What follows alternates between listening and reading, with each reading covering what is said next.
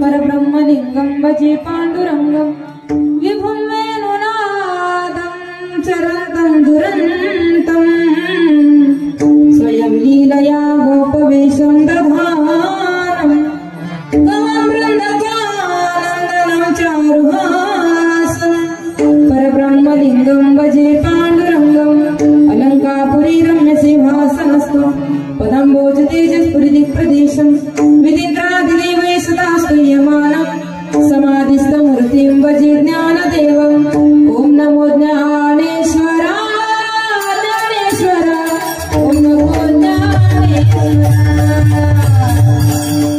ॐ नमो ज्ञानेश्वरा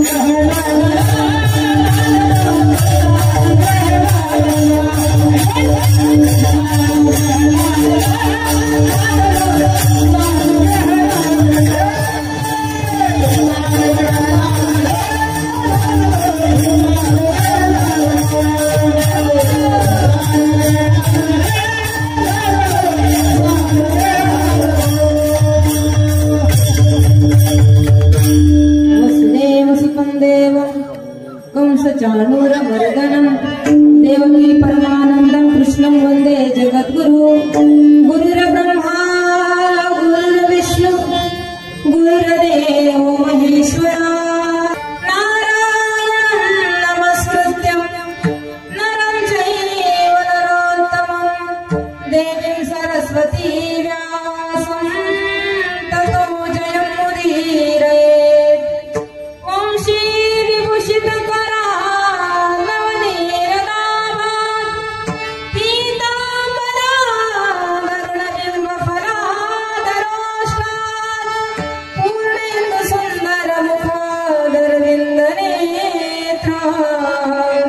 कृष्णात् पदं किमपि तत्त्वमहं न जाने। एकदा सर्वांनी वर हात करा, उंच सरळ हात करून टाळी वाजवून नामस्मरण कीर्तनाने आपण सुरुवात करूया।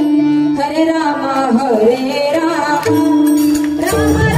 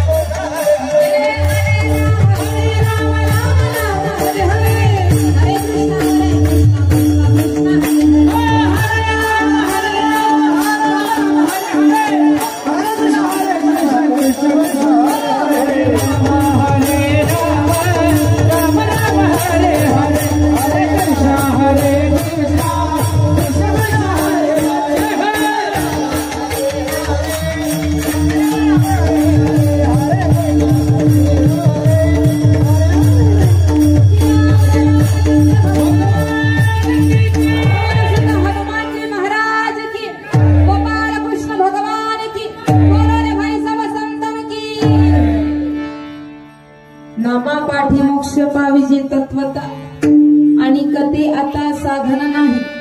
नाम पाठ सार न करी विचार अनिक तुझा जनार्दनाचा एका नाम पाठ गाय आदरे नाचता हे संता पुढे।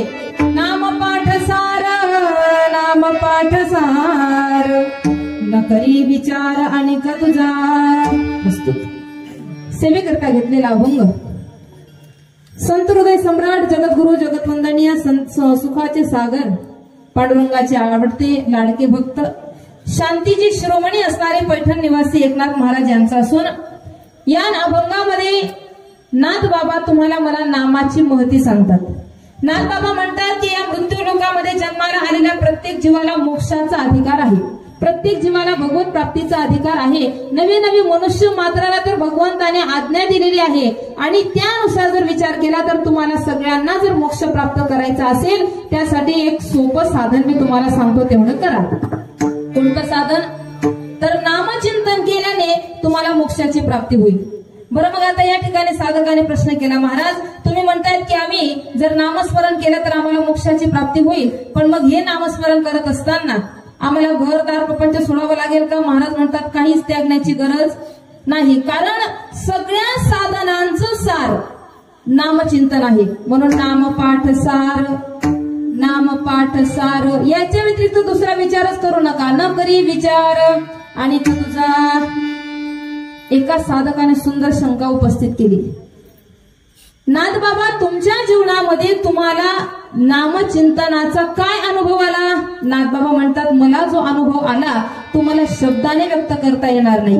कधी कधी काय होतं, जे खाल्लं त्याचा ढेकर येतो, बरोबर आहे ना? कधी कधी नेहमीच होतं, जे पोटात आहे ते ओठावर येतं। नाथ बाबा म्हणतात जो आनंद हृदयामध्ये आहे तो मला ओठाने तर स्पष्ट करता येणार नाही, पण तो माझ्या कृतीने स्पष्ट होतो।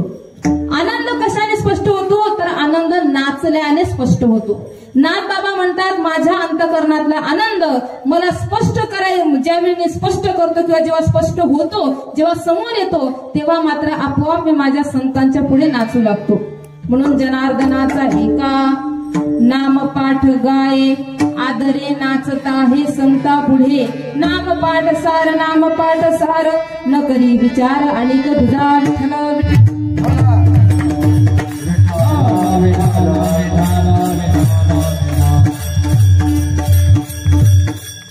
सेवेकरता घेतलेला अभंग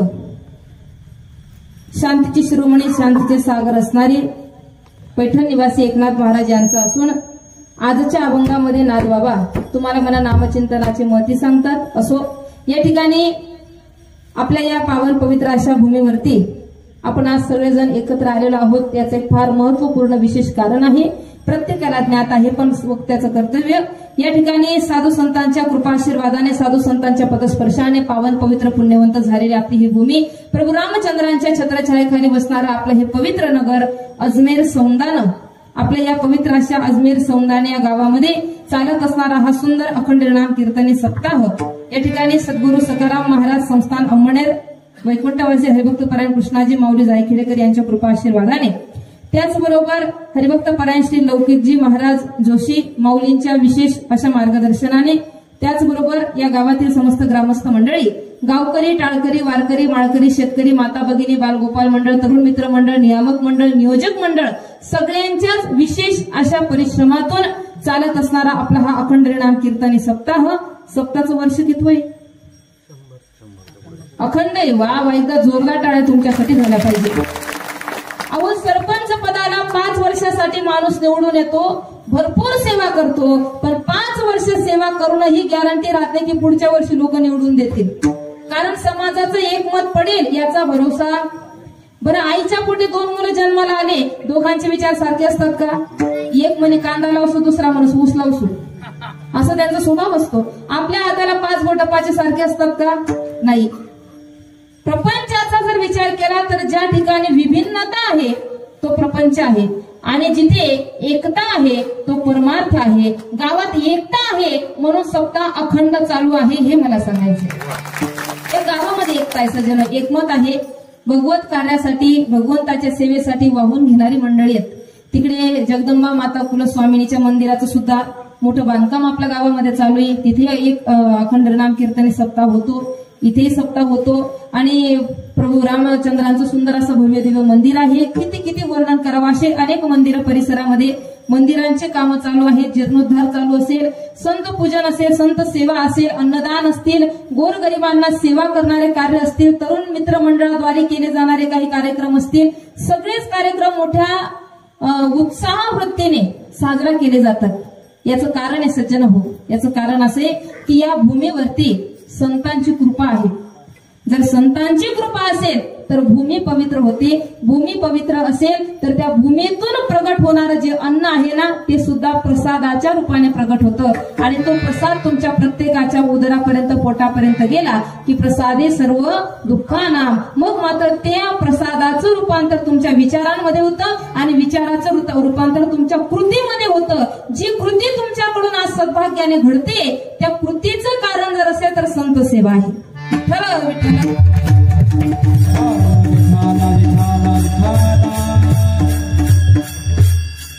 या ठिकाणी आजच्या सेवेसाठी ज्यांचं विशेष दातृत्व लाभलं बघा आज बोलता बोलता आपल्या सप्ताहाचा 3रा दिवस आला.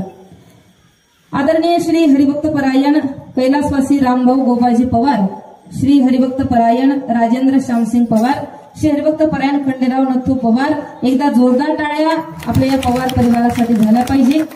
त्याचबरोबर आपल्या या अखंड नाम कीर्तनी सप्ताहासाठी ज्यांची विशेष उपस्थिती आहे आदरणीय श्री हरिभक्त परायण मृदुंगाचार्य तालमणी विजयजी महाराज वाडीकर बरोबर ना महाराजांची विशेष उपस्थिती आहे. वा वा तुम्ही 2 ने 4 बाटल्या पाणी पिवायला पाहिजे महाराज. एवढा सुंदर मृदुंग वाजवतात महाराज अप्रतिम वाजवतात. जोरदार टाळ्या महाराजांसाठी झाल्या पाहिजे. त्याचबरोबर स्वर सम्राट स्वररत्न श्री हरिभक्त परायण आमचे मिलनजी महाराज अजंग वडेलकर माऊलींची विशेष उपस्थिती आहे. गायन सम्राट श्री हरिभक्त परायण रवींद्रजी महाराज आळंदीकर माऊलींची सुद्धा विशेष उपस्थिती आहे. त्याचबरोबर या ठिकाणी आमची विनेकरी माऊली काय कौतुक करावं महाराजांचं खरंच सगळ्यांचेच मामा आहेत का? वा वा वा गावाचे नाही महाराष्ट्राचे मामा आहेत सुंदर अप्रतिम. त्यांच्याकडे पाहिल्यावर खरंच नामदेव महाराजांची आठवण व्हावी असे सुंदर विनेकरी आपल्या सप्ताहाला लाभलेत. टाळी एकदा त्यांच्यासाठी सुद्धा. त्याचबरोबर आज ज्यांच्याकडे संत भोजनाची सेवा झाली काय नाव त्यांचं आधीच बोलू ती पत्रिका बदलू नका म्हटलं. आदरणीय श्री हरिभक्त परायण संजय माधवराव डोळसे तर या ठिकाणी डोळसे परिवाराने खरंच समाजाला डोळसे करण्यासाठी सुंदर नियोजन केलं होतं. संतांचं पूजन कसं असावं तर जसं डोळसे परिवाराने केलं तसं असावं. पूर्ण आजूबाजूला रांगोळी असेल, सडा सारवण, किती उत्साह, किती आनंद, किती आनंद. आणि एवढा आनंद प्रत्येक घासाला श्लोक म्हटले जात होते. एवढा आनंद, एवढे श्लोक बाबा. त्या सगळ्या श्लोकामध्ये एक श्लोक माझा लक्षात राहिला, गणपतीची सोंड काय काहीतरी म्हणत होते. गणपतीची सोंड लप लप लप लप, सरस्वती वाढते झप झप झप झप, आणि खाणारे खातात गप गप गप गप.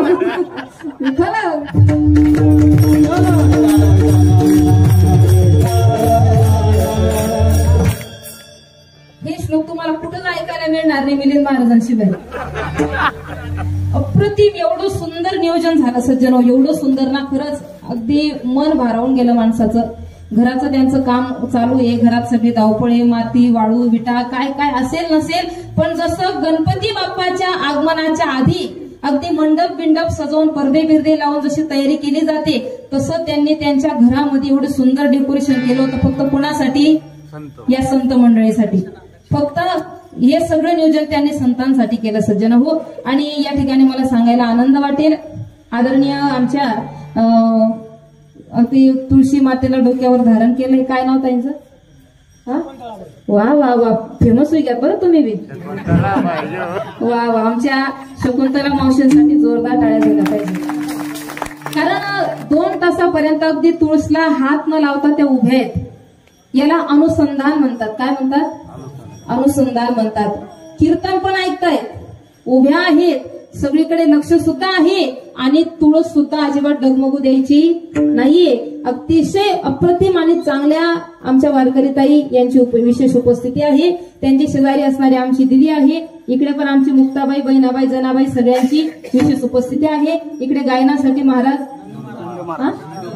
नंदू महाराज, वा वा, माऊलींची सुद्धा विशेष उपस्थिती आहे. आणि कीर्तनकाराची बॉडीगार्ड कोण? वा वा, असा चोपदार भेटायला पाहिजे बरं, नाही तर आम्हाला अशा चोपदार भेटतात, अशा हात थरथर करतात, कमरेत वाकलेले. नेमकं ते आमना चोपदार आहेत का आम्ही त्या चोपदार आहेत ते समजत नाही. पण खरंच मानावं लागेल, तरुण तडफदार चोपदार. अहो, डीजेवर नाचून वाया जाणारे तरुण होण्यापेक्षा कीर्तनात चोपदार बनून आणि टाळकरी बनून नाचणारे तरुण असणं गरजेचं आहे. आणि ती तरुण आपल्या या गावाला लाभलेले आहेत. जेवढं कौतुक करावं तेवढं थोडंच आहे. त्याचबरोबर आज आमच्या सोबत उपस्थित असणारे तुमच्या गावाचे जावई बापू श्री हरिभक्तपरायण आमचे रमेश दादा देवळीकर यांची सुद्धा विशेष उपस्थिती आहे. तुमच्या गावाचे जावई येते म्हणून तुम्ही चौकशी केली पाहिजे, नाही का? असो, पुन्हा या गावाचे लाडके जावई बापू आमचे हरिभक्तपरायण विजय माऊली बाबरेकर यांची विशेष उपस्थिती आहे. आणि पुन्हा ज्यांच्या खास आग्रहास्तव आपल्या गावात पुन्हा कीर्तनाची संधी मला प्राप्त झाली, त्यांचं नाव श्री हरिभक्तपरायण आमचे रवी आबा बाबरेकर आबांच्या सुद्धा विशेष आग्रहातून आजची ही सेवा असेल. त्याचबरोबर ज्यांच्या नियोजनाने हा सगळा कार्यक्रम चालू आहे, श्री हरिभक्तपरायण अनिल दादा आणि श्री हरिभक्तपरायण महादू आबा, एकदा जोरदार टाळ्या या दोघांसाठी सुद्धा. विठ्ठल विठ्ठल.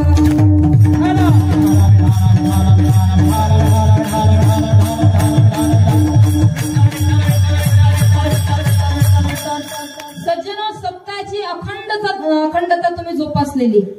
का सप्ताह करावा, कशासाठी सप्ताह करावा, सप्ताह करण्याचं कारण काय? एका तरुणाने मला विचारलं, म्हणे ताई, अहो कितीतरी गावं असे की ज्या गावांच्या सप्ताहाचे वर्ष मोजता येणार नाही. महाराष्ट्राच्या पाठीवर एकही गाव असं पाहायला मिळणार नाही की जिथे वारकरी सांप्रदायिक सप्ताह होत नसेल. प्रत्येक गावामध्ये, प्रत्येक खेड्यामध्ये, कानाकोपऱ्यामध्ये आपला हा संप्रदाय, माऊलींचा शब्द, माऊलींचा वारसा पोहोचलेला आहे. मग का सप्ताह करतात लोक? दरवर्षी एवढा खर्च करणं काही सोपं आहे का? दरवर्षी मंडप द्या, साऊंड सिस्टीम आणा, कीर्तनकार बोलवा, गुणीजन मंडळी बोलवा, अन्नदान करा. किती खर्च होतो, मोजता येणार नाही हो. दरवर्षाचा खर्च जर एकत्र केला तर काय गरज एवढा खर्च करण्याची? म्हटलं, भाऊ तुझं काय मत आहे? म्हणे, माझं मत असं आहे की हा खर्च इथे करण्यापेक्षा दुसऱ्या कोणत्या तरी कार्याला केला तर अजून गावाची प्रगती होईल. बरं ठीक आहे. म्हटलं, तुला अडचण काय? म्हणजे मला अडचण अशी की सप्ताह का करतात याचं उत्तर मला मिळालं नाही. त्याला मी उत्तर दिलं. त्याला म्हटलं, बाळू, तुझ्या घरात तुझ्या आईच्या कपाळाचा कुंकू जर सुरक्षित असेल तर अखंड हरिनाम कीर्तनी सप्ताहामुळे, तुझ्या घरातल्या बहिणीची इज्जत जर सुरक्षित असेल तर संत विचारामुळे, आणि तुझ्या गावातला तरुण जर निर्वेशनी बनत असेल तर माझ्या वारकरी संप्रदायामुळे. म्हणून सत्ता करायला श्रीमद भागवतात किती सुंदर वर्णन करतात.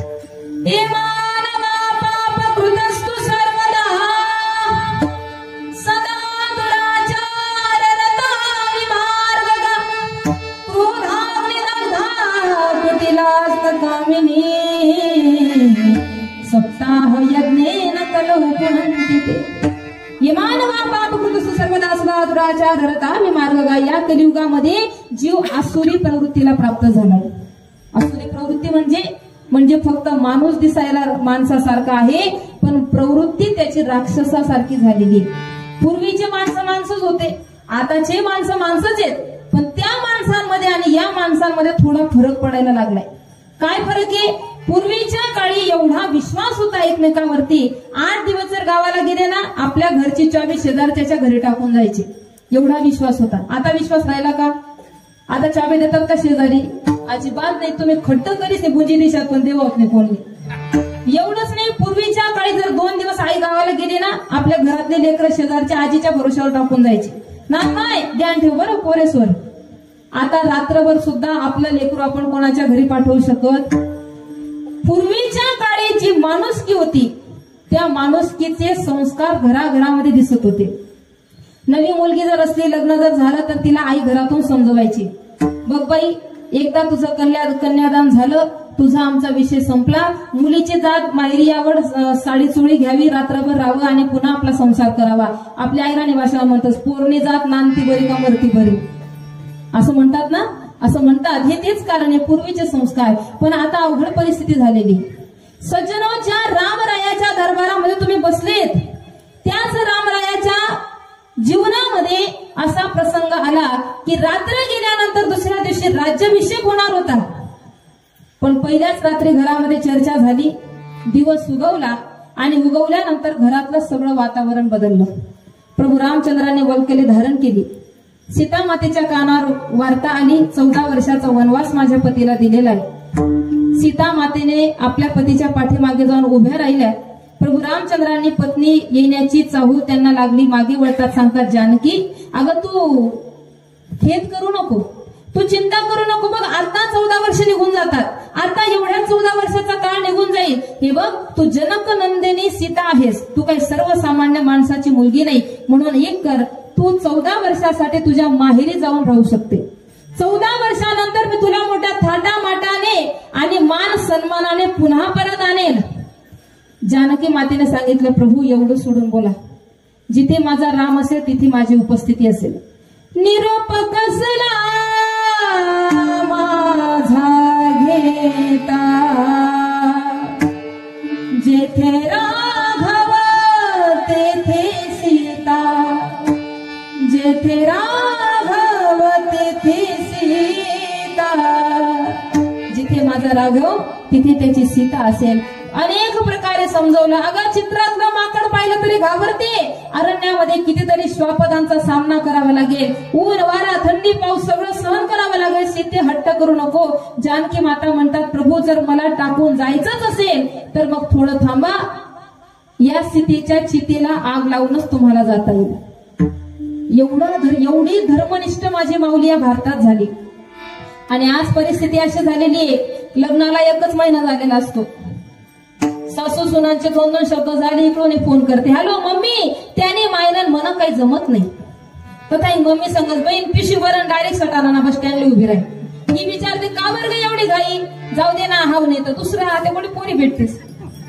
एवढी अवघड समस्या झाली सज्जनो, फार विचित्र काम झालंय. अहो याच भारत भूमीमध्ये काळ असा झाला, प्रभू रामचंद्रांच्या जीवनातला प्रसंग, ज्यावेळी त्यांना राजसूय यज्ञ करायचा होता. वशिष्ठ ऋषीने सांगितलं, म्हटले रामा, यज्ञ करण्यासाठी शेजारी पत्नी असणं गरजेचं आहे. जर पत्नी बरोबर असेल तर तुम्हाला यज्ञ करता येईल, अन्यथा करता येणार नाही. अनेक राजकुमारी तुमच्या समोर उभ्या राहतील, हजारो राजकुमारी तयार होतील विवाह करण्यासाठी. प्रभू रामचंद्राने सांगितलं, मी एक पत्नी, एक वचने आणि एक बाणी आहे. मी माझ्या जानकी व्यतिरिक्त अन्य स्त्रीकडे पती भावाने, पत्नी रूपाने मी तिला पाहूच शकत नाही. किती किती भाव माझ्या प्रभू रामचंद्रांचा पवित्र. प्रभू रामचंद्रांनी त्यावेळी सीताची सोन्याची सीता बनवली आणि सोन्याच्या सीतेचा प्राणप्रतिष्ठा सोहळा करून ती सीता शेजारी बसवली आणि मग तो यज्ञ केला. मला सांगा, जर आताचा राजा राहिला असता तर काय वाटतं तुम्हाला? आताचा जर राजा राहिला असता, आता अवघड परिस्थिती आहे. पहिली पत्नी जिवंत राहते, मग दुसऱ्या 4 उभ्या राहतेस. इतकी विचित्र परिस्थिती झाली. अजिबात कोणत्याही गोष्टीचं गांभीर्य नाही, कोणत्याही गोष्टीची पवित्रता नाही, कोणत्याही गोष्टीचा मान सन्मान किंवा नियोजन जीवनामध्ये आपण करत नाही. जिकडे वाऱ्याचा ओघ आला तिकडे जाऊ लागतो. मग अशा परिस्थितीमध्ये जर आम्हाला आमच्या जीवनाचं सार्थक करायचं असेल, आम्हाला आमचं हित साधायचं असेल, आम्हाला आमची मनस्थिती कुठेतरी तिची चंचलता थांबवायची असेल, तर त्यासाठी एकच पर्याय आहे, सज्जन हो, भगवान परमात्म्याचं नामचिंतन. ते नामचिंतन कुठे करता येतं? तर ते नामचिंतन या धर्ममंडपामध्ये करता येतं. ते नामचिंतन या 7 दिवसाच्या सोहळ्यामध्ये करता येतं. या 7 दिवसाच्या सोहळ्यामध्ये तुम्हाला तुमच्या मनातले भगवंताविषयीचे भाव प्रकट करता येतात. किती मनाची तयारी असावी? महिला मंडळ लक्ष देऊन ऐका. मनाची तयारी एवढी सुंदर असावी, मनाने ठरवलं पाहिजे, माझ्या सप्ताहातला काकड आरतीचा एकही दिवस माझा टळता कामा नाही, माझ्या सप्ताहातलं पारायण माझ्याकडून टळता कामा नाही, माझ्याकडून हरिपाठ राहता कामा नाही, मी कीर्तनाला गेलेच पाहिजे. कारण मला फक्त हे 7 दिवस मिळाले, ज्या 7 दिवसामध्ये मी माझ्या भगवंताशी माझा भाव, माझ्या संवेदना, माझे शब्द मी त्याच्यासमोर प्रकट करू शकते. कामेने चित्त नेली अवलंबून,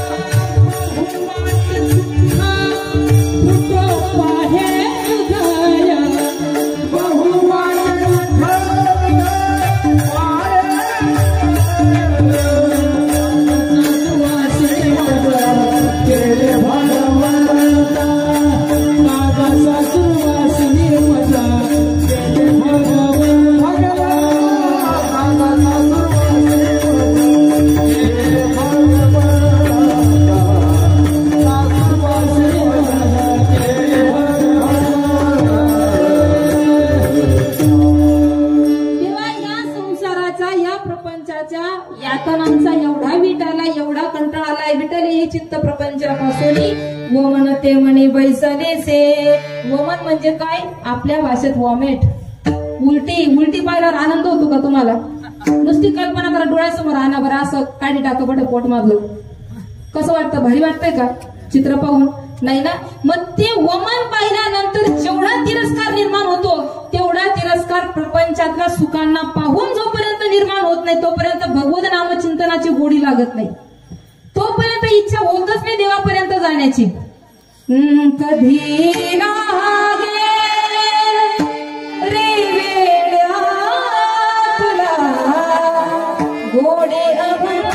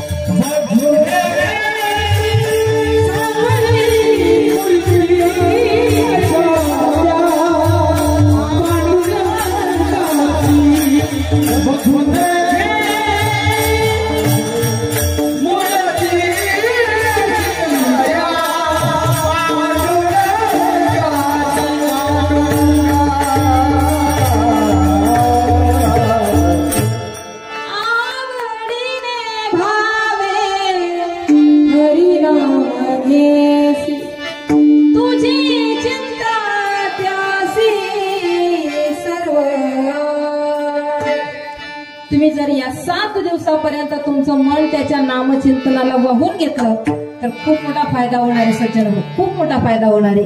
वाटतं का तुम्हाला फायदा व्हावा असं? आमच्या 40गाव तालुक्यात 2 देव आहेत. पहिला आनदेव आणि दुसरा जानदेव. तुमच्या गावात आहेत का? बरं, तुम्हाला दोघं देवांपैकी कोणता देव आवडतो? आनदेव आवडतो का जानदेव आवडतो? हा, आनदेव. मग फायदा आवडतो ना. मुख्यमंत्र्यांच्या लाडक्या बहिणींनो, होई घ्या का पगार? नाही अजून? आपण अर्ज टाकू. आम्हाला लाभाची अपेक्षा आहे. आमचं भलं व्हावं, आमचं चांगलं व्हावं, आमचं व्यवस्थित व्हावं, यासाठी तर आमचं सगळं खटाटूप चाललंय. यासाठी तर आम्ही या परमार्थ मार्गामध्ये आलेलो आहेत. आम्हाला सुख मिळावं असं आम्हाला वाटतं. दुःखाद उदजते जंतुर सुखम सर्वाय रुच्यते. प्रत्येकाला दुःख नको, पण सुखाची अपेक्षा आहे. मग सुखाची अपेक्षा करणं म्हणजेच मोक्षाची अपेक्षा करणं. मोक्ष म्हणजे काय? मोक्ष म्हणजे मुक्त.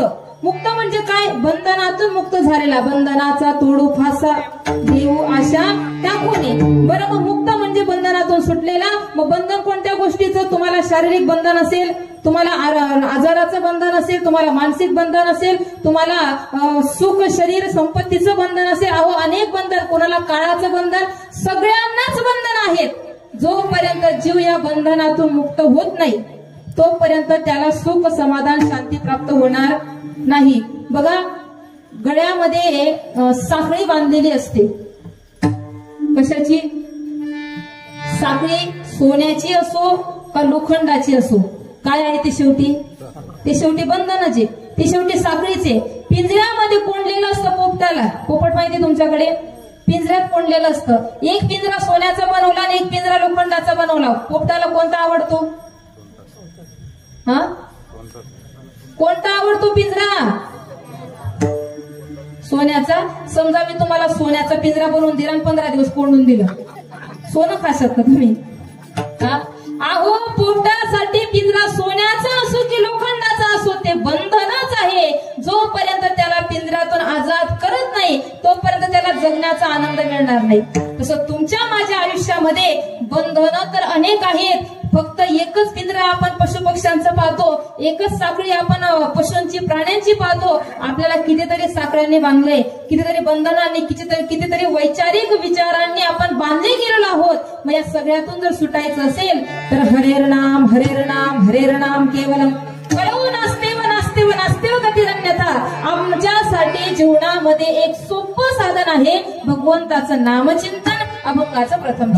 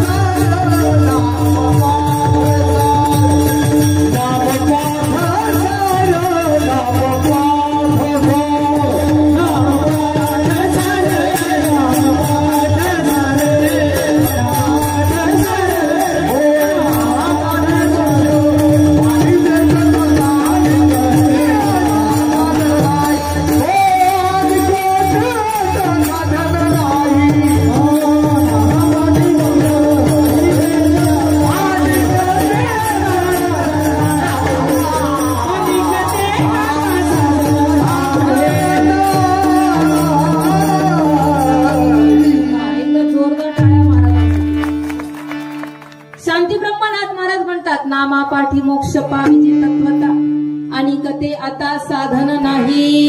महाराज मोक्ष मोक्ष मोक्ष आम्ही ऐकतोय, देवपूजा करावी मोक्षासाठी, तीर्थयात्रा करावी मोक्षासाठी, व्रतवैकल्य करावं मोक्षासाठी, दान धर्म करावा मोक्षासाठी, हे सगळं ज्या मोक्षासाठी केलं जातं नेमका तो मोक्ष आम्ही मिळवायचा कुणासाठी? कारण तुमच्या माझ्याकडे 3 पर्याय आहेत. पहिला पर्याय मोक्ष शरीराला मिळवायचा का, दुसरा पर्याय मोक्ष आत्म्याला मिळवायचा का, आणि तिसरा पर्याय मोक्ष मनाला मिळवायचा का? पहिला पर्याय कोणता? घरबिडग्यात का? शरीराला, नाही का? पहिला पर्याय शरीराला जर मोक्ष मिळवण्याचा विचार तुम्ही करत असाल तर शुद्ध मूर्खपणा म्हणावा लागेल. कारण शरीराचा स्वभाव नाश पावणे आहे.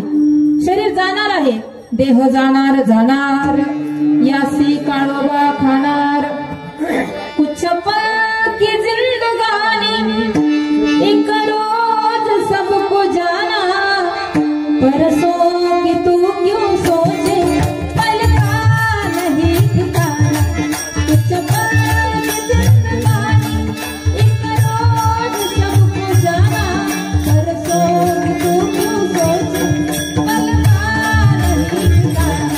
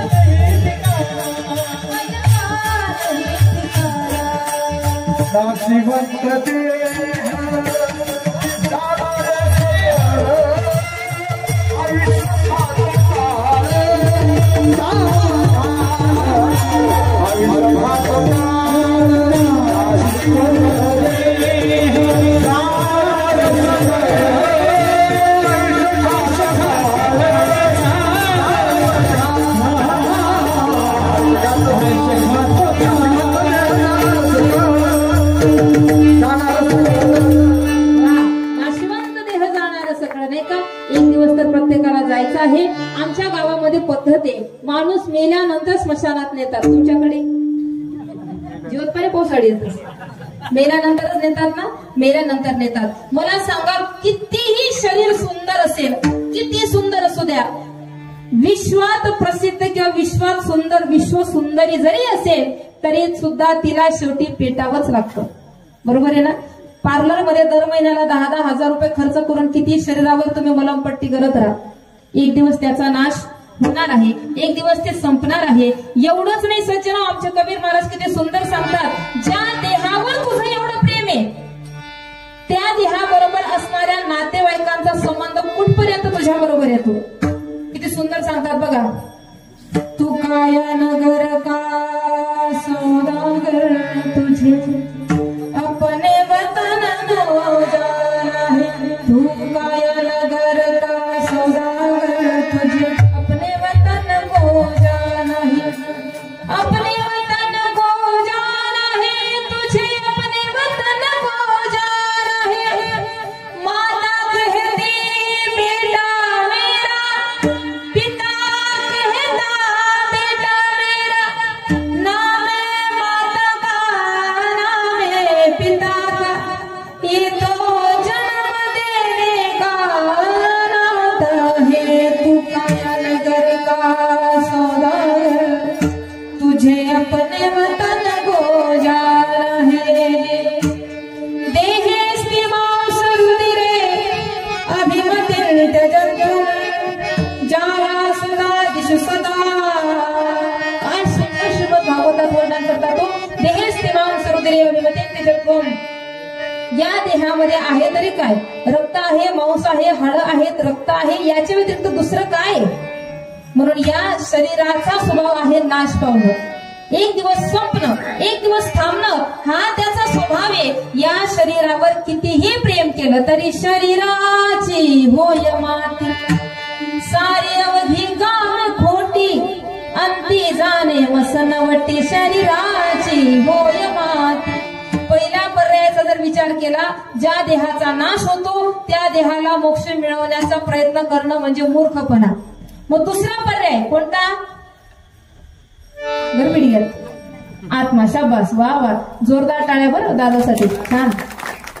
काय नाव आहे? चिन्मय. वा वा, खरंच नावासारखंच काम आहे बरं. हा, वा वा, छान छान, जोरदार टाळ्या बरं. वा, श्रोता असा पाहिजे. हा, मी असं ऐकलंय कुठेतरी, विंचू मोठा असो का छोटा असो, कसं दिसतं ना मला.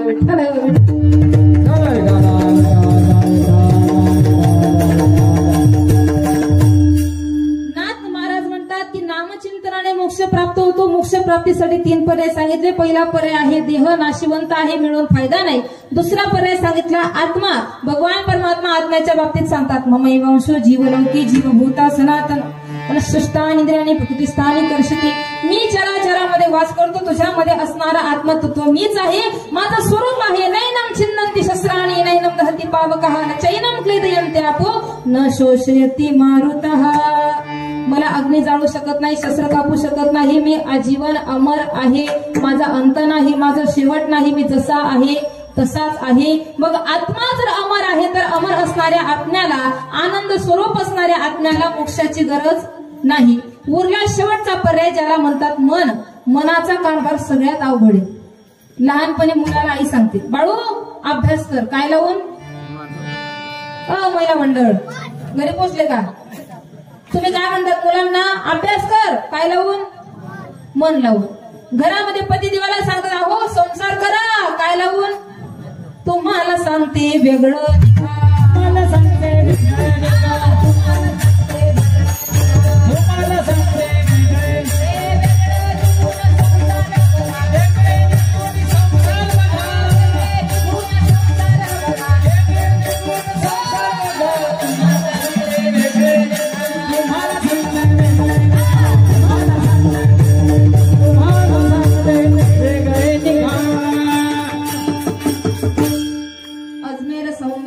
महिलांचा चेहरा एवढा मोठा झाला. बाबा असं काहीतरी पाहिजे नाही का? वेगळे निघा. कोण वेगळे निघालं हो? आमच्या मुक्ताबाई महाराज म्हणतात, मी वेगळे निघाले म्हटले. मुक्ताबाई सांगतात, कुणापासून? माया सासू मोठी धांगडी, तिला लई आहे प्रपंचाची घोडी, येता जाता मारी थापडी, पिळून धरती गाला. सासूपासून मुक्ताबाई वेगळ्या निघाल्या. एवढंच नाही, आशा मनीषा तृष्णा कल्पनेने घात केला या चौघी जणींनी. वासना नंद मोठी चावट, पिळूने धरते गालाला. वासनारूपी नंदीपासून वेगळ्या निघाल्या. एवढंच नाही, सासऱ्याचं वर्णन करतात, माझे मूळची 3 सासरे. किती सासरे? 3 सासरे. 2 वाईट आहेत खरे, एक आहे गरीब बिचारा, परी तो बोलत नाही मजला. आता या मुक्ताबाईंच्या अभंगामध्ये आपण सगळे बसतो. आपल्याला सुद्धा माया नावाची सासू आहे, वासना नावाच्या नंद आहे. 3 सासरे आहेत. रज तम आणि सत्व या 3 गुणाचे सासरे आहेत. त्यापैकी रजगुण आणि तमगुणाचे सासरे यांचा तर विषय सोडला, पण सत्व नावाचा सासरा बिचारा गरीब आहे. गरीब आहे, त्याची सत्ता फक्त या मंडपापुरताच चालते बरं का. इथे आता आपण सगळेजण त्या सत्व नावाच्या सासऱ्याच्या सत्तेमध्ये बसलेलो आहोत. कीर्तनात येत ना तुम्ही, तोपर्यंत तुम्हाला असं वाटत असेल, असं वाटतं महाराज सगळं सोडून द्यावं आणि यांच्या बरोबरच फिरावं. नाही ना? वाटतं ना? ही सत्व नावाची सासऱ्याची सत्ता असते. अजून एक सांगते तुम्हाला, बघा मंदिर कोणी बांधलं? लोकांनी. कोणी बांधलं मंदिर? लोकांनी. मंदिराला रंग कोणी दिला? बोला ना. लोकांनी. मंदिरात मूर्ती प्राणप्रतिष्ठा कोणी केली? लोकांनी. मंदिरात दानपेटी कोणी आणली? लोकांनी. दानपेटीत पैसे कोणी टाकले आणि पेटी कोणी चोरली? हा सगळा कारभार त्या सासऱ्यांचा चालतो. मग कधी कधी खूप सात्विक भाव निर्माण होतो म्हणून मंदिराचं निर्माण होतं, आणि कधी कधी रजोगुण तमोगुणाला आम्ही भाळतो म्हणून आमच्याकडून घडू नये ते वाईट कर्म घडतात. मुक्ताबाई सांगतात, मी 3 सासऱ्यांच्या भानगडीतून आता मुक्त झाली. जाते माहेराला मी, जाते माहेराला.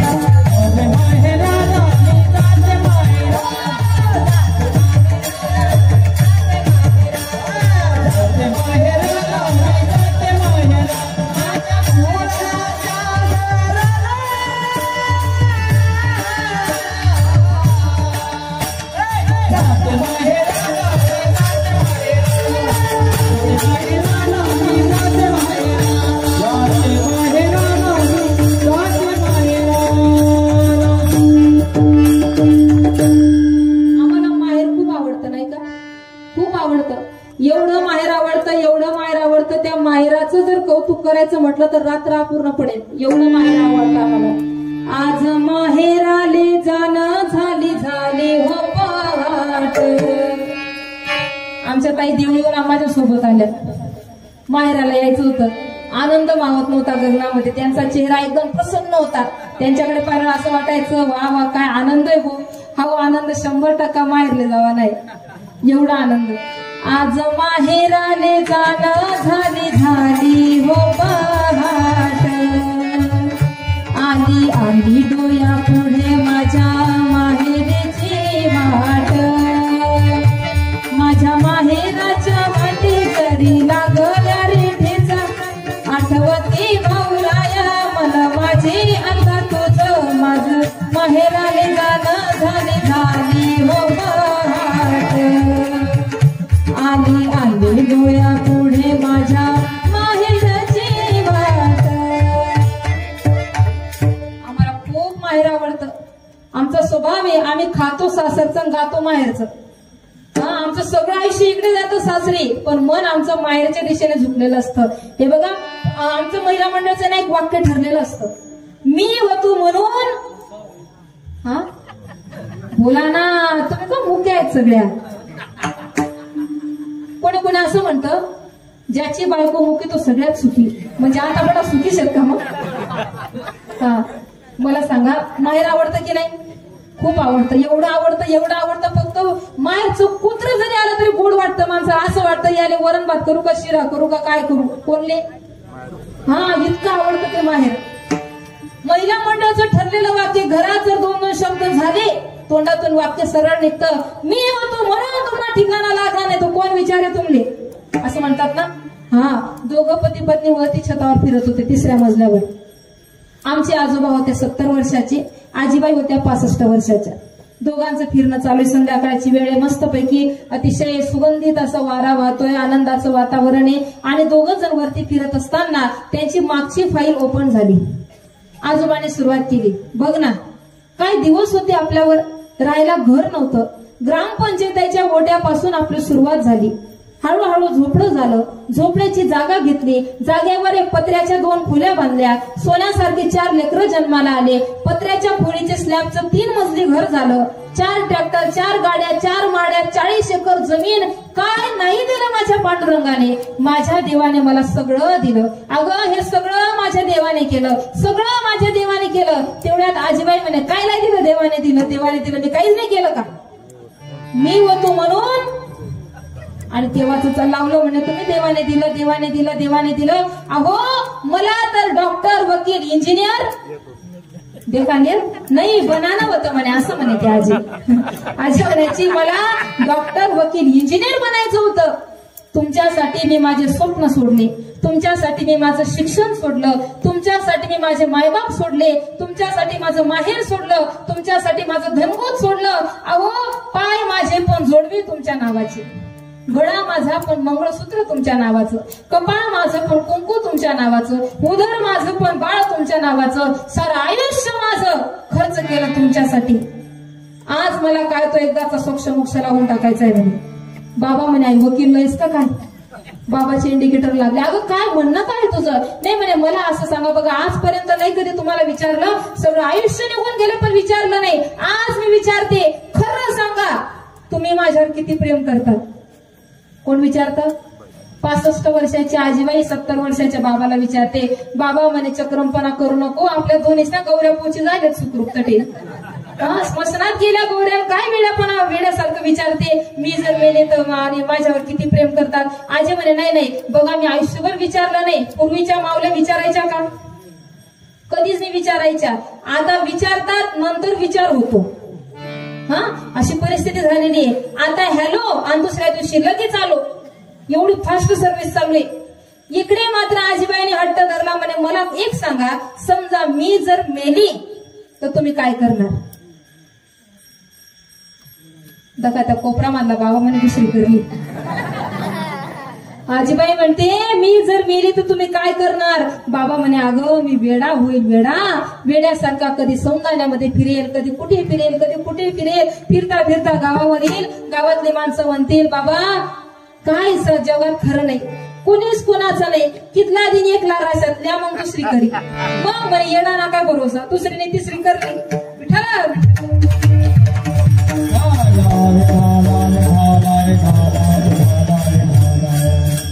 सज्जन हो, संसारामध्ये कितीही मन गुंतवलं, या देहाच्या बाबतीमध्ये किती तुम्ही मनाची आसक्ती ठेवली तरी जोपर्यंत शरीर आहे तोपर्यंत साथ देणारे आहेत. एकदा शरीर सुटलं सगळं मागे लागून जातं. आत्म्याला मोक्ष मिळवण्याचा प्रयत्न केला, आत्मा निर्विकार आहे, त्या आत्म्याला बंधन नाही म्हणून त्याला मोक्षाची गरज नाही. उरला पर्याय मनाचा, मनावर सगळा खेळ चालतो. मन चंगा तो कठोती में गंगा. मन चांगलं असेल, मन पवित्र असेल ना, तर पवित्र मनाने तुम्ही ज्या जागेवर बसले तिथे बसल्या बसल्या सुद्धा नामचिंतन करण्याची फलश्रुती प्राप्त होते. भाव के बस में है भगवान, भाव नहीं तो निधि बना मधुबन, लागता सब वीरान और भाव होई तो जित देखो तित देखत सुंदर श्याम. भाव के बस में है भगवान, भाव नहीं तो हर मंदिर में, भाव नहीं तो हर मंदिर में देखता बस पाषाण और भाव होय तो पाषाणों में प्रकट होय भगवान. भाव के बस में है भगवान. जर भाव असेल तर देवाची प्राप्ती होते. तुकमने भाव जवळ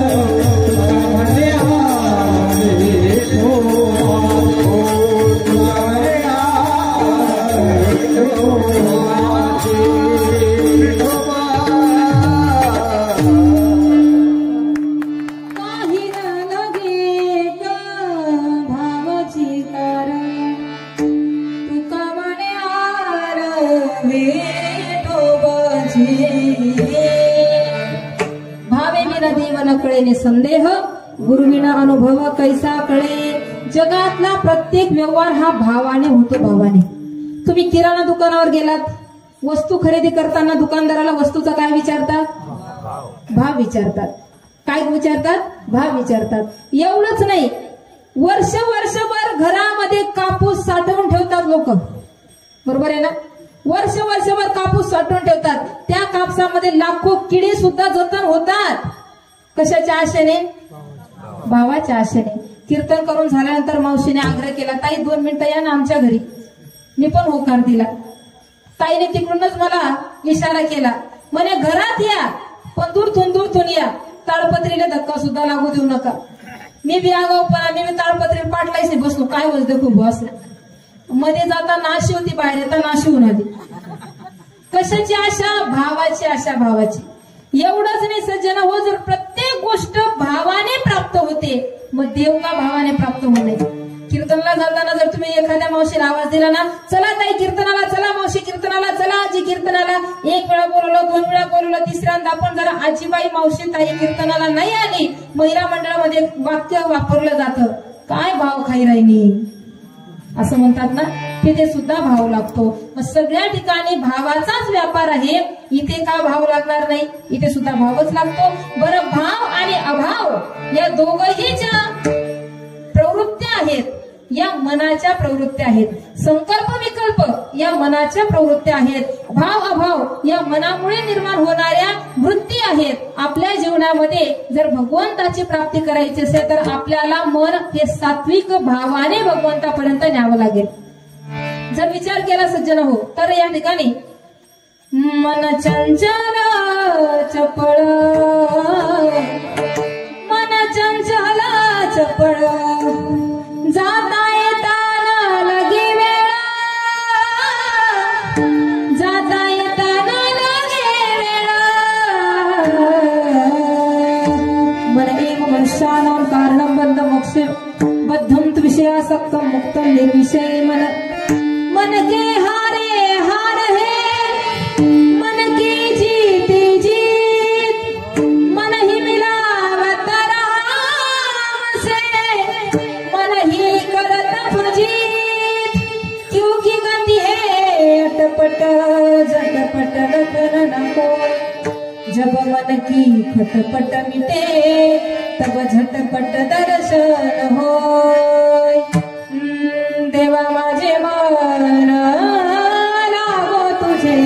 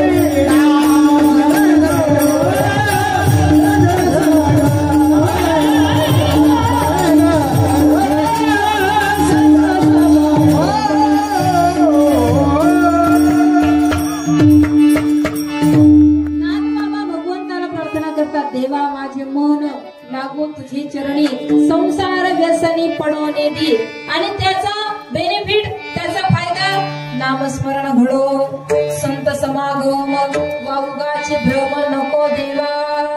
या ठिकाणी नाथबाबा वर्णन करतात, तुमच्या मनाला जर भगवंताच्या नामचिंतनाशी तुम्ही कनेक्ट केलं असेल, तुमचं मन जर त्याच्या चरणाला, त्याच्या शरणागतीला गेलं असेल तर तुम्हाला त्या नामस्मरणाचा फायदा होईल. काय फायदा होईल? नामापाठी मोक्ष पाविजे तत्वता. आणि कधी आता साधना नाही, दुसरं कोणतंच साधन नाही. जप तप अनुष्ठान व्यर्थ का जप तप अनुष्ठान व्यर्थ का सायारे.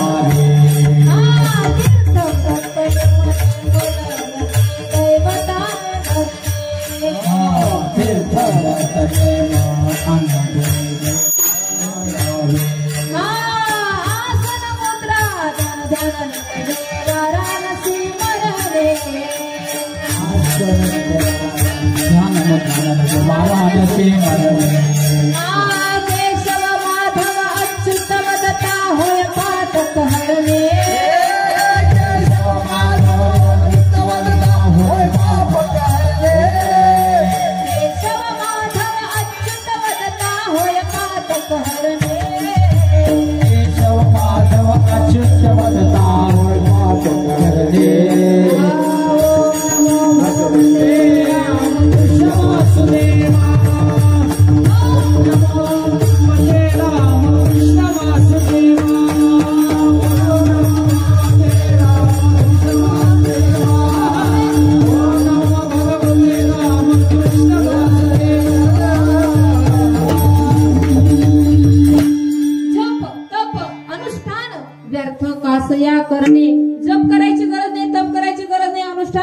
गरज नाही. तीर्थ व्रत यम नेमन लगे दैवता धरणे म्हणतात, तुम्हाला तीर्थावर सुद्धा जाण्याची गरज नाही. मग तीर्थयात्रा करू नये का? नक्की केली पाहिजे. तीर्थावर नक्की जा, पण तीर्थयात्रेला जाताना भगवंताची भक्ती करत जा. तुम्ही जर पिक्चरचे गाणे ऐकत जाणार तर तीर्थयात्रेचं पुण्य पदरी पडणार. लोक तीर्थावर जातात पण ट्रिप म्हणून जातात, टूर म्हणून जातात, फिरण्यासाठी जातात. त्याला गंगेवर स्नान करतात ना. काशी, अयोध्या, प्रयाग, चित्रकूट ही सगळी तीर्थयात्रा सगळीकडे चालूच आहे. बरं, ही तीर्थयात्रा करत असताना आमच्या महिला मंडळाला एक सवय असते, म्हणे अंगोरला कपडा कने न दिली ती देऊ, गंगाने ती देऊ का? बघून ना, पण एवढ्या साड्यात गंगाने पुरतील का त्या? हा, कधीतरी विचार केला पाहिजे आपण या गोष्टीचा. तीर्थावर पवित्रता कशी राखता येईल याचा विचार करणारी व्यक्ती त्याची तीर्थयात्रा सफल होते. कारण वाची म्हणता गंगा गंगा सकळ दोष, वाणीने त्या तीर्थाचं स्मरण केलं तरी पुण्य पदरी पडतं, तरी पवित्रता प्राप्त होते. मग तीर्थाला पवित्र ठेवणं आमचं कर्तव्य नाहीये का? त्याच तीर्थामध्ये लघुशंका, त्याच तीर्थामध्ये सगळ्या क्रिया, त्याच तीर्थामध्ये वाईट विचार, वाईट विकल्प, या सगळ्या गोष्टी जर तिथे येत असतील तर तुम्ही तीर्थावर न गेलेले बरं. त्यापेक्षा घरच आपली आपली घरीच आपल्या अंगणावर घरच आपला सगळा कार्यक्रम उरकला तरी चालतं. माझं असं वैयक्तिक मध्ये, जर तीर्थयात्रा करायचीच असेल तर आधी त्या तीर्थाची पूर्ण माहिती घ्या. तुमच्याकडे मोबाईल आहे, मोबाईल मध्ये तुम्ही सगळ्या गोष्टी डाउनलोड करू शकतात, पाहू शकतात. गंगेवर जायचंय ना, आधी गंगेची माहिती सर्च करा. एक पूर्ण दिवस द्या ती माहिती ऐकण्यासाठी. स्वतः माहिती ऐका, त्यानंतर गंगेमध्ये प्रवेश करा. म्हणजे तुम्हाला कळेल की त्या गंगेचं महत्व काय. बघा, भगीरथ राजाने आपल्या पूर्वजांचा उद्धार कसा होईल यासाठी साधू संतांना, भगवंतांना, सगळ्यांना प्रश्न विचारले. माझ्या पूर्वजांचा उद्धार झाला पाहिजे. 60,000 पूर्वज मोक्षाला मुकलेले होते. त्यावेळी त्यांना उत्तर मिळालं, भगीरथा, ब्रह्माजींच्या कमंडलूमध्ये असणारी गंगा जर तू या भूतलावर, या पृथ्वीवर आणली, त्या गंगेमध्ये जर तुझ्या पूर्वजांच्या अस्थी विसर्जित झाल्या तर पूर्वजांना मोक्ष मिळेल. भगीरथ राजाने घोर तप केलं त्या गंगा मातेसाठी.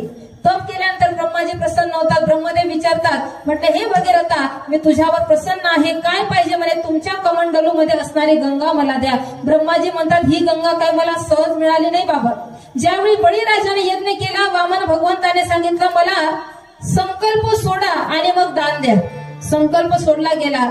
3 चरण जागा मागितली. मोठं विराट स्वरूप वामन भगवंताचं प्रकट झालं. पहिल्याच चरणामध्ये सत्यलोकामध्ये ब्रह्मलोकापर्यंत ते चरण पोहोचलं. ज्यावेळी ब्रह्मलोकामध्ये वामन भगवंताचे चरण जातात त्यावेळी ब्रह्माजी त्या वामन भगवंताच्या अंगठ्याचं तीर्थ आपल्या कमंडलूमध्ये धारण करतात आणि तीच गंगा माता ब्रह्माजींच्या कमंडलूमध्ये आहे.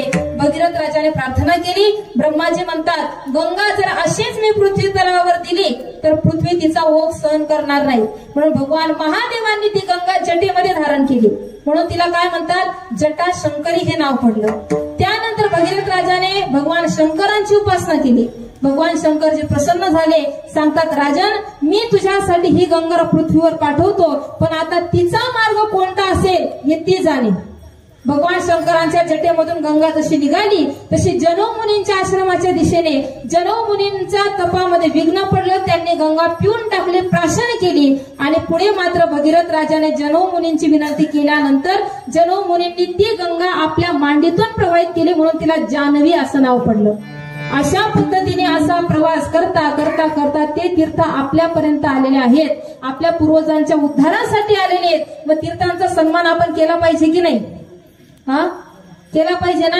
का तिथंच कपडे सोडा, तिथंच घाण टाका, तिथंच सगळं, हे अजिबात, हे खूप चुकीचं आहे सज्जन हो. आपण जे करतो त्यामागे काहीतरी कारण असेल, त्यामागे कुणीतरी आपल्या हितासाठी ही परंपरा लावून दिली असेल. जरा याचा विचार करणं गरजेचं आहे. ज्ञानोबाराय सांगतात, त्रिवेणी संगमी नाना तीर्थे भ्रमी नाही नामी तरी ते व्यर्थ.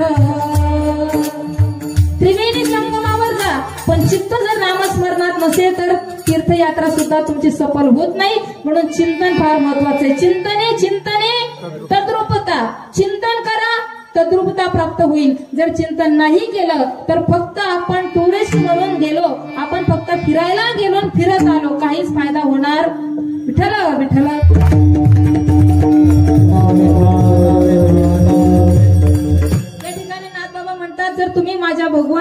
नामस्मरणाचा आश्रय घेतला सहज मोक्ष प्राप्त होईल। या कलियुगामध्ये दुसरे साधना करण्यापेक्षा सर्व साधनांचं जे सार आहे त्या नाममंत्राचा आश्रय घ्या। अभंगाचं दुसरं चरण नाम पाठ सार नाम पाठ सार नाम पाठ सार नाम पाठ सार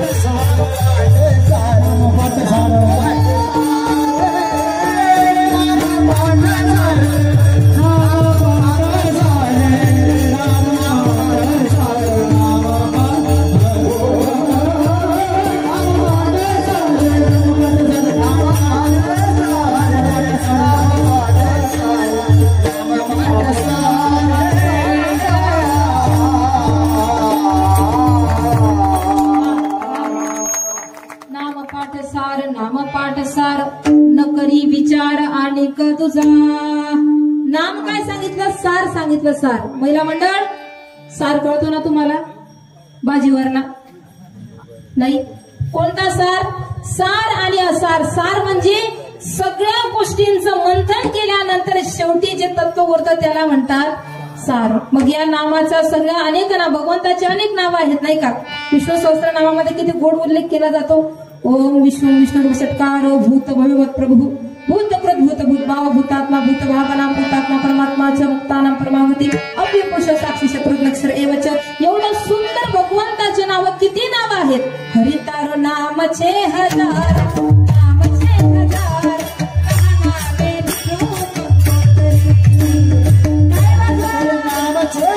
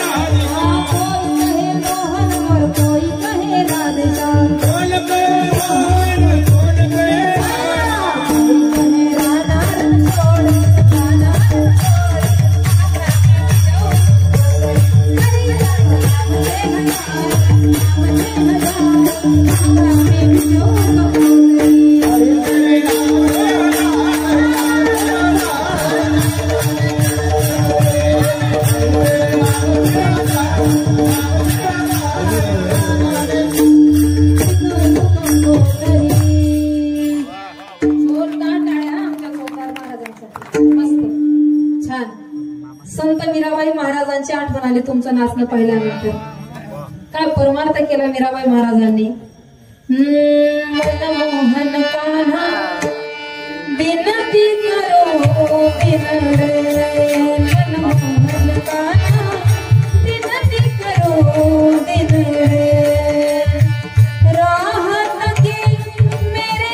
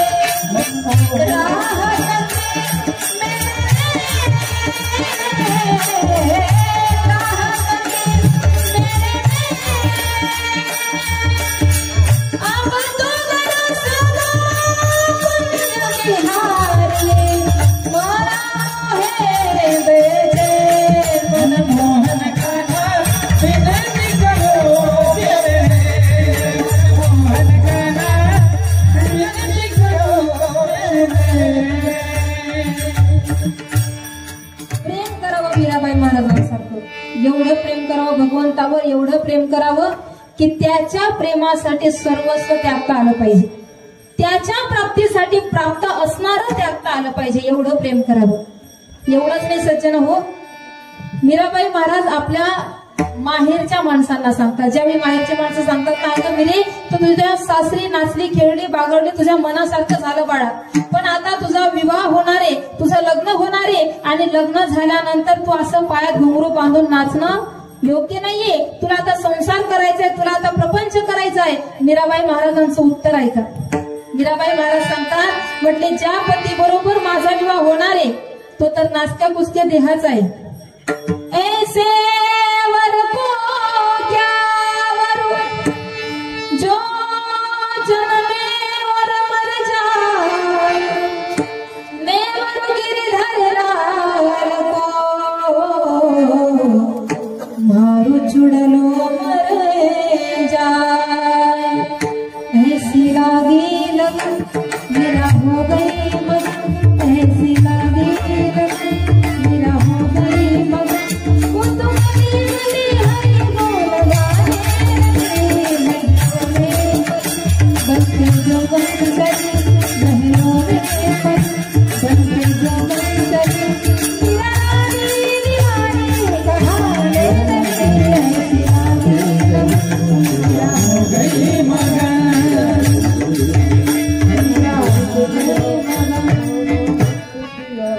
नाचावं महाराज, खूप नाचावं त्याच्या नामचिंतनामध्ये, परमार्थ करावा, अतिशय प्रामाणिकपणाने परमार्थ करावा. बघा संसारामध्ये ना, कोणाचा संसार सुखी असतो सांगू का तुम्हाला, एकदम आतली गोष्ट सांगून जाते. ज्या कुटुंबामध्ये पत्नीचा पतीवर 100% विश्वास असेल आणि ज्या कुटुंबात पतीचा पत्नीवर विश्वास असेल, त्या कुटुंबात चटणी मिरची जरी राहिली ना तरी नेहमी आनंदी वातावरण असतं. ही सगळ्यात सोपं वाक्य, हे सुखी संसारातलं सगळ्यात सोपं वाक्य. जर प्रपंचामधलं सुख प्राप्त करण्यासाठी एवढी प्रामाणिकता असणं गरजेचं आहे, मग परमार्थिक सुख प्राप्त करण्यासाठी देवाबरोबर किती आपण प्रामाणिक असायला पाहिजे, किती प्रामाणिकता पाहिजे आपल्या अंतःकरणामध्ये.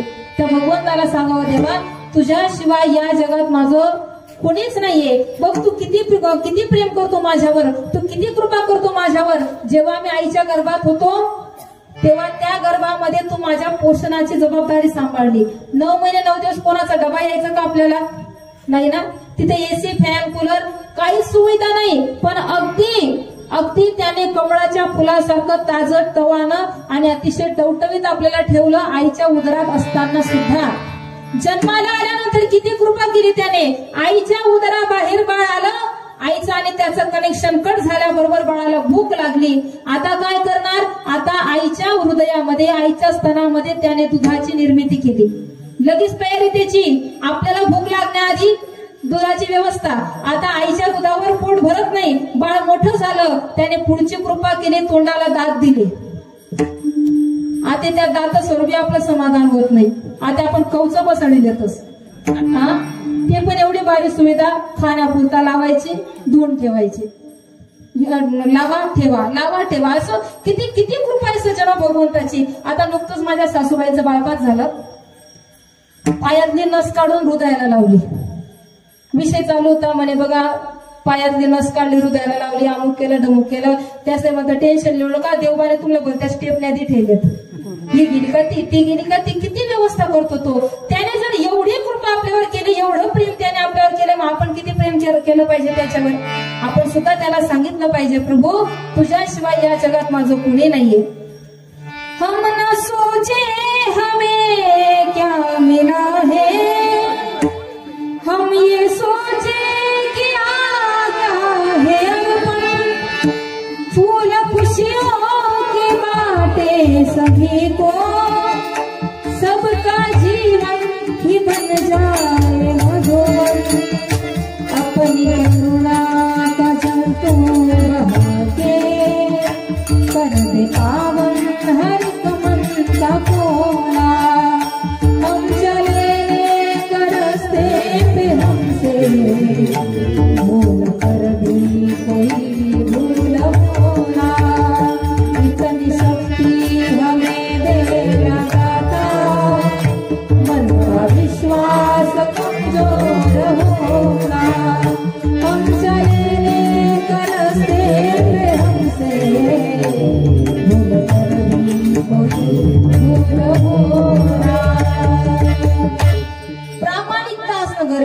सज्जनो, प्रामाणिकता असावी. ऐका बघा, एका जंगलाला आग लागली, वनवा पेटला. जंगलातले सगळे पशु पक्षी प्राणी त्या जंगलाला सोडून जात होते, पळत होते. एका उंच अशा वटवृक्षावरती मोठ्या पक्ष्यांचा थवा वास्तव्याला होता. घरटं बांधून पक्षी राहत होते. हळूहळू त्या वडाच्या त्या मोठ्या झाडाला सुद्धा आग लागली. आग लागल्याबरोबर तिथले सुद्धा पक्षी उडून गेले, पळून गेले. उडताना त्या पक्ष्यांच्या थव्यातला एक पक्षी कमी होता. लक्षात आलं, म्हणजे अरे आपल्यातला कुणीतरी मित्र मागे राहिला की काय, जरा बघावं लागेल. पुन्हा पक्षी मागे वळले. पाहतात तर त्या घरट्यामध्ये त्यांचा पक्षी डोळे मिटून, त्यांचा मित्र डोळे मिटून बसला होता. पक्ष्यांनी सांगितलं, अरे बाबा तुला निघायचं नाही का इथून, तुला मरायचंय का, अरे जळून राख होईल तुझी, पटकन उड, तुझ्या पंखामध्ये बळ आहे, तू उडू शकतो, वेडापणा करू नको, लवकर या झाडाची साथ तुला सोडावी लागेल. घरट्यामध्ये बसणाऱ्या पक्षाने काय सुंदर उत्तर दिलं. तो पक्षी म्हणतो, फल खाए जिस पेड़ के गंदे किए पान, अब यही मेरा फर्ज है, मैं जल जाऊं इसके साथ.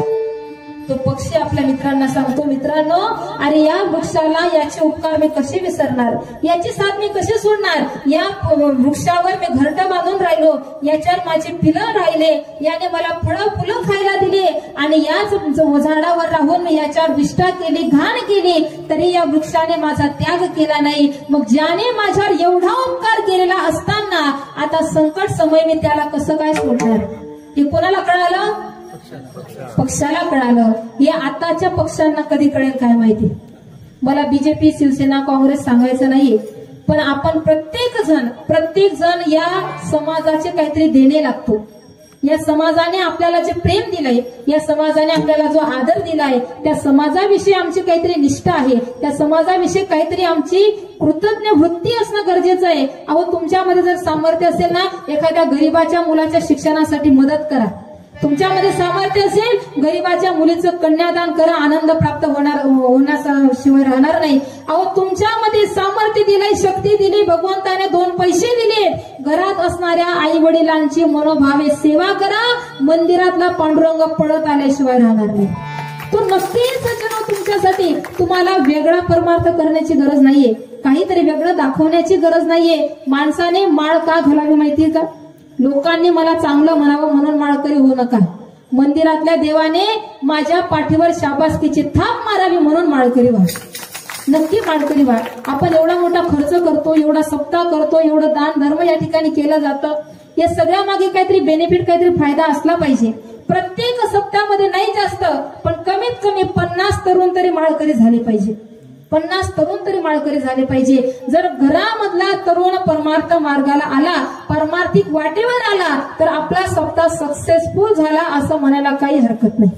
काही हरकत नाही सज्जन. बघा तुमच्या जीवनातला जो आनंद आहे ना, तुमच्या जीवनातला आनंद हा तुमच्या परिस्थितीवर अवलंबून नाहीये, हा तुमच्या मनस्थितीवर अवलंबून आहे. परिस्थिती कशी असू द्या, झोपडीमध्ये जरी राहिले तरी आनंद मिळतो. कोण म्हणतो आनंद मिळत नाही. अंमळनेरकर सखाराम महाराज नाव ऐकलंय ना तुम्ही, पत्रिकेवर सुद्धा आशीर्वादामध्ये बाबाजींचं नाव आहे. त्या ठिकाणी म्हणजे त्यांच्या गादीवर आता आहेत प्रसाद महाराज, पण ते त्या गादीचे जे काही मुख्य आहेत सखाराम महाराजांचा एक नियम होता, कधीच त्याने पंढरीची वारी चुकू दिली नाही. पण वारीला निघण्यापूर्वी ते एक काम करायचे, ज्या झोपडीत राहायचे ना तिला आग लावायचे आणि मग वारीमध्ये जायचे. लोकांनी विचारलं का हो महाराज काय वेडापणा करतात, कुशाल झोपडीला आग लावतात आणि मग वारीला जातात. महाराजांनी सांगितलं की म्हटले या झोपडीचा सुद्धा मोह माझ्या मनात राहायला नको, म्हणून मी हिला पेटून वारीला निघतो. असा परमार्थ करावा महाराज. धरणीवरी पडावे आकाश पांघरावे, ताऱ्याकडे पहावे, या झोपडीत माझ्या किती आनंदी आनंद, या झोपडीत माझ्या समाधान. जिथे समाधान असेल तिथे आनंद आहे, जिथे आनंद आहे तिथे परमानंदाचा सागर आहे. आपल्या आयुष्यामध्ये आपल्या जीवनामध्ये अत्यंतिक दुःखाची निवृत्ती आणि परम सुखाची प्राप्ती करायची असेल तर भगवंताने दिलेल्या प्रत्येक कामावर आमची निष्ठा असणं गरजेचं आहे. निष्ठावंत भाव भक्ताचा स्वधर्म. भगवंताने जोही प्रसंग आमच्या जीवनामध्ये आणला असेल तर ठेविले अनंती तैसीची राहावे, चित्ती असू द्यावे समाधानाशी, समाधानी वृत्ती असणं गरजेचं आहे. बघा तुम्ही भगवान शंकरांच्या मंदिराकडे आता खूप समाजाची ओढ लागलेली. महिला मंडळ ऐकतायत ना? पंडित प्रदीप मिश्राजी महाराजांच्या कृपेने बंद पडलेले शिवमंदिर पुन्हा चालू झाले. लोक कधीच जे मंदिरात जात नव्हते ते आता मंदिरात जायला लागले. ज्यासना देवना 36 ना आकडा होता त्यासना 63 ना आकडा होई गया. एवढं प्रेम करू लागले लोक महादेवावर. खरंच सांगते तुम्हाला, त्या मंदिराकडे महादेवाच्या दर्शनाला जाणाऱ्यांची रांग अजिबात थांबत नाही. एवढं प्रेम लोक महादेवावर करतात आणि नक्की केलं पाहिजे सज्जन हो. आमच्या 40 गावला कथा झाली, शिवमहापुराण कथा. कथेमध्ये आम्ही पण 2 दिवस गेलो. माझ्या शेजारी काजीबाई आनंदाने भजन म्हणत होती. तेरे डमरू की धुन सुनले मैं काशी नगरी आई, तेरी कृपा को पाने को तेरे दरबार आई हूँ. असं भजन चालू होतं. भजन करता करता घरून कोणाचा तरी फोन आला. आल्यानंतर बाईने फोन